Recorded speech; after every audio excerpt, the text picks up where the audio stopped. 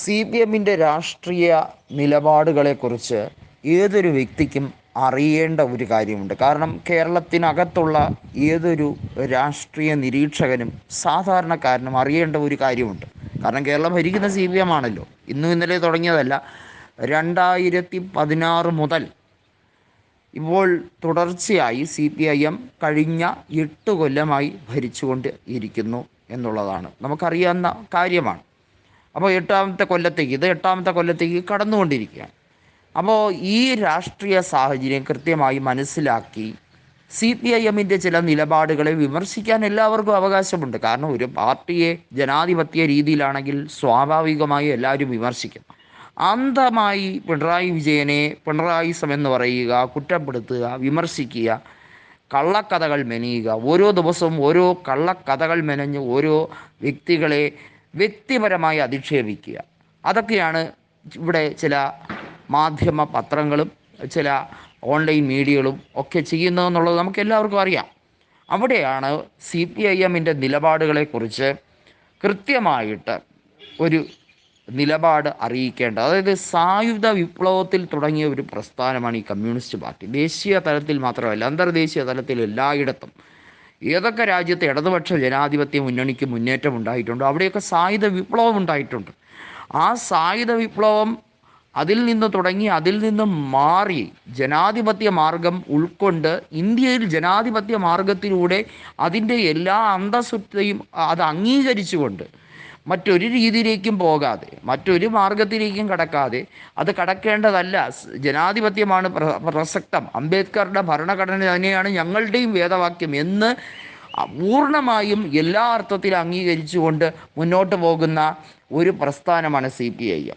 ആ CPIMനെ തേജോവധം ചെയ്യാൻ മറ്റ് പാർട്ടികൾ ശ്രമിക്കുമ്പോൾ, BJP ഒക്കെ കോൺഗ്രസ് ശ്രമിക്കുമ്പോഴും BJP ശ്രമിക്കുമ്പോഴും അവർ മനസ്സിലാക്കേണ്ട ഒരു കാര്യം, നിങ്ങൾ എന്താണ് ഈ കഴിഞ്ഞ കാലങ്ങളിലൊക്കെ ചെയ്തത് എന്നുള്ളത് നിങ്ങൾ പരിശോധിക്കുക, ആത്മപരിശോധന നടത്തുക. നിങ്ങൾ ചെയ്ത തെറ്റുകൾ എന്തൊക്കെയാണ്? BJP ഇവിടെ ചെയ്യുന്നത് ശരിക്കും പറഞ്ഞാൽ അംബേദ്കർ പോളിസി നടപ്പിലാക്കിയാണോ? ഒരിക്കലുമല്ല. ഏകാധിപത്യം അതിൻ്റെ ഉച്ചസ്ഥായിയിലേക്ക് കൊണ്ടുപോകുന്ന മോദി ഒരു എംപററെ പോലെ നടന്നു വരുന്നതാണ് ഞാൻ കാണുന്നതെന്ന് ജോൺ ബ്രിട്ടാസ് എന്ന രാജ്യസഭാ MP പറഞ്ഞിട്ടുണ്ടെങ്കിൽ അതിൽ എന്ത് തെറ്റാണ്? നരേന്ദ്രമോദി എന്ന ഇന്ത്യൻ പ്രധാനമന്ത്രിയുടെ ബോഡി ലാംഗ്വേജ് തന്നെ നമുക്ക് കണ്ടാൽ അറിയാം. അദ്ദേഹം അങ്ങനെ ചെയ്യണ്ട എന്നല്ല, അദ്ദേഹം നടന്നു വരുമ്പോൾ ഒരു ജയൻറ്റ് ഫീലിംഗ് തോന്നണം.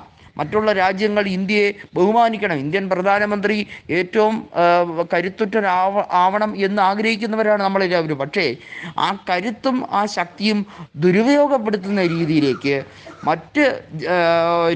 അതായത് കേന്ദ്ര അന്വേഷണ ഏജൻസികളെ ഉപയോഗിച്ച് പ്രതിപക്ഷത്തെ താറടിക്കുക, മറ്റ് പാർട്ടികളെ ഇല്ലാതാക്കാൻ ശ്രമിക്കുക, ഈ രീതിയിലുള്ള നയം അതൊരിക്കലും ജനാധിപത്യത്തിന് ഭൂഷണമല്ല, ജനാധിപത്യ മാർഗത്തിന് ഭൂഷണമല്ല. ജനാധിപത്യ രീതിയിൽ ഒരിക്കലും ആ ഒരു സംവിധാനം ഉപയോഗിക്കുകയാണെങ്കിൽ അത് വാഴില്ല എന്ന് മാത്രമല്ല, ജനങ്ങളത് തിരസ്കരിക്കുന്നത് വളരെ ശക്തമായി തന്നെ അത് തിരസ്കരിക്കും. ലോക്സഭാ തിരഞ്ഞെടുപ്പിൽ നിശബ്ദ തരംഗങ്ങൾ ഉണ്ടായിട്ടുള്ള വർഷങ്ങളുണ്ട്. കോൺഗ്രസ്സിന് 404 സീറ്റുകൾ ദേശീയ തലത്തിൽ കിട്ടിയത് ഒരു തരംഗം സൃഷ്ടിക്കപ്പെട്ടപ്പോഴാണ്. അപ്പോൾ നിശബ്ദ തരംഗങ്ങൾ ഉണ്ടായിട്ടുണ്ട്. BJP ഇങ്ങനെ തരംഗമുണ്ടാക്കാൻ വേണ്ടി ഒരു പ്രത്യേകമായ ഒരു അജണ്ട സെറ്റ് ചെയ്യുന്നത് അത് നിർത്തുക എന്നുള്ളതാണ്. അത് ജനാധിപത്യ വിരുദ്ധമാണ്. അങ്ങനെ ഒരു തരംഗം സൃഷ്ടിച്ച് ജയിക്കുക, അത്തരത്തിൽ തിരഞ്ഞെടുപ്പുകളെ മുന്നിൽ കാണുക, ധ്രുവീകരണ സിദ്ധാന്തം നടപ്പിലാക്കുക, ഇതൊക്കെ ഇന്ത്യൻ ജനാധിപത്യത്തിന് ഭൂഷണമല്ല എന്നുള്ളതിൽ ഒരു സംശയവുമില്ല. കൂടുതൽ വാർത്തകൾക്കും വാർത്തകളിലെ വസ്തുതകൾക്കും ഈ ചാനൽ സബ്സ്ക്രൈബ് ചെയ്ത് ഫോളോ ചെയ്യുക.